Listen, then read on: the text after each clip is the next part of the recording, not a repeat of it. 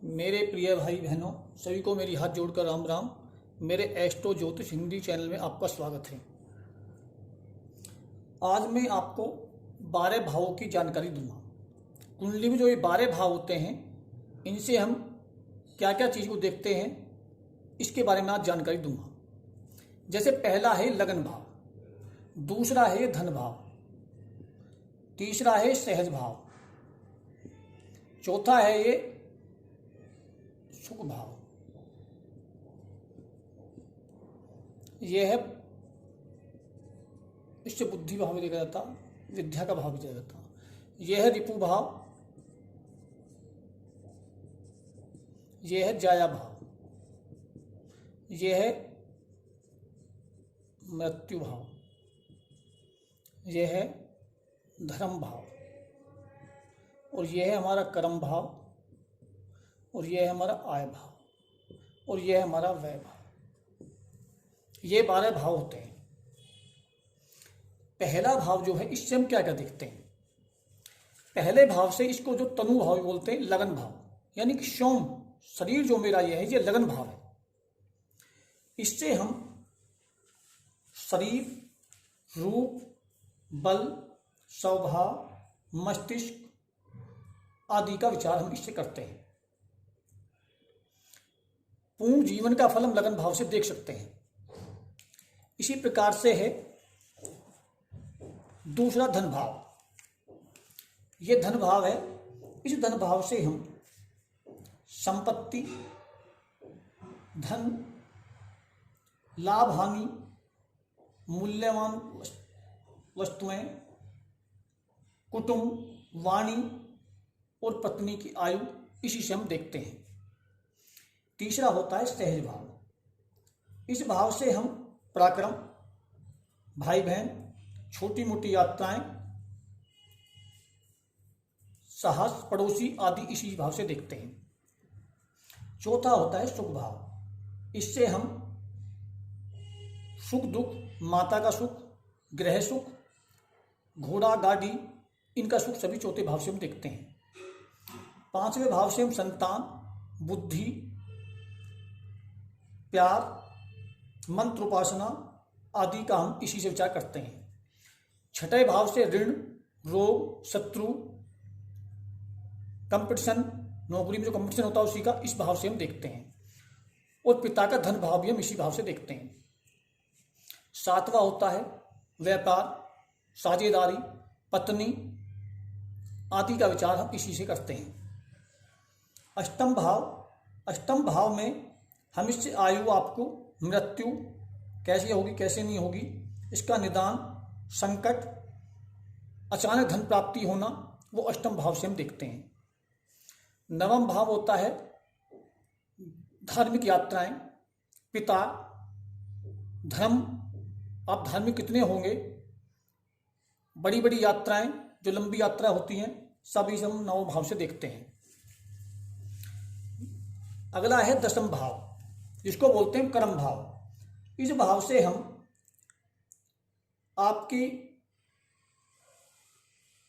मान सम्मान, तरक्की, कर्म कैसा होगा आपका, आप कौन सा व्यवसाय करेंगे, उद्योग कैसे होगा आपका, उसके बारे में हम विचार करते हैं। 11वां होता आय भाव। आपकी कितनी आय होगी, कहाँ से आय आएगी, आपकी कितनी मनोच्छाएं पूर्ति होगी, आपकी कामनाएं कितनी पूर्ति होगी, ये सब इसी 11वें भाव से हम देखते हैं। 12वां भाव होता व्यय का भाव। आपका खर्चा कैसा होगा, अच्छे कार्यों पर खर्चे करोगे या बुरे कार्यों पर खर्चे करेंगे, आप इसी से हम देखते हैं। शत्रु, खर्चा, हानि, नुकसान, पाखंड, फरेब, जेल खाना, अस्पताल खाना, सब इसी व्यय भाव से हम देखते हैं। ये मैंने आपको 12 भाव के जानकारी दी कि प्रत्येक भाव से हम किस भाव को, कि क्या हम चीज को देखते हैं। अब आगे हम बताते हैं कि इसके अंदर एक त्रिकोण भाव और केंद्र भाव होते हैं। यह पहला, चौथा, सातवां और 10वां, ये केंद्र भाव होते हैं। पहला, चौथा, सातवां, 10वां। यहाँ कोई सा भी अंक लिखा होता उससे मतलब नहीं होता, लेकिन लगन से लगन चौथा, सातवां और 10वां, ये जो चारों भाव हैं ये केंद्र भाव कहलाते हैं। इन भावों में बैठा ग्रह हमेशा अच्छे फल देता है। दूसरा होता है हमारा त्रिकोण भाव। पहला केंद्र में भी आता है, त्रिकोण में भी आता है। पहला, पांचवा और नवा। वैसे मेन त्रिकोण पांचवा नवा होता है, लेकिन पहले को भी त्रिकोण में और केंद्र में दोनों में लेते हैं। तो पांचवें और नवे और पहले भाव में जो भी ग्रह बैठा होगा वो हमेशा अच्छे परिणाम आपको देगा। दूसरा और सातवां भाव ये आपके मारक भाव भी होते हैं। इसमें जो जैसा ग्रह बैठा होगा वैसे ही आपको स्थिति देगा। दूसरे और सातवें भाव में अगर शुभ ग्रह बैठे होंगे तो आपको मिश्रित फल प्रदान करेंगे। यदि इनमें पाप ग्रह बैठा होगा तो आपको अच्छा प्रभाव नहीं देंगे। छठा, आठवां और 12 ये हमारे जो स्थान होते हैं ये हमारे अच्छे भाव नहीं कहलाते। इन भावों में जो भी ग्रह बैठा होगा वो हमेशा बुरे परिणाम देगा। या इन भावों का मालिक जिस भाव में जाकर बैठेगा, जैसे छठा भाव है, इस छठे भाव का मालिक मान लिया मेरा सातवें भाव में बैठ गया जाके, तो वो सातवें भाव को बिगाड़ेगा, छठे को बिगाड़ेगा, सातवें को बिगाड़ेगा। इन दोनों भावों में वो बुरे परिणाम देगा। समझ गए? जैसे 8वें का यहां बैठ जाए या 12वें का यहां बैठ जाए तो वो अच्छे परिणाम नहीं दे पाएगा। परंतु यदि लग्नेश इनमें बैठ जाए, छठे में, 8वें और 12वें में लग्नेश बैठ जाए, वो कमजोर तो हो जाएगा लेकिन इतने बुरे परिणाम नहीं दे पाएगा। इसमें आई बात आपकी में, ये मैंने आपको जानकारी इसके बारे में दी। तीसरा भाव और 11वां भाव, इनमें पाप ग्रह बैठे होंगे तो अच्छे परिणाम देंगे। अगर शुभ ग्रह बैठे होंगे तो इतने अच्छे परिणाम नहीं दे पाएंगे। परंतु 11वें भाव में कोई भी ग्रह बैठा होगा वो अच्छे परिणाम हमेशा देगा।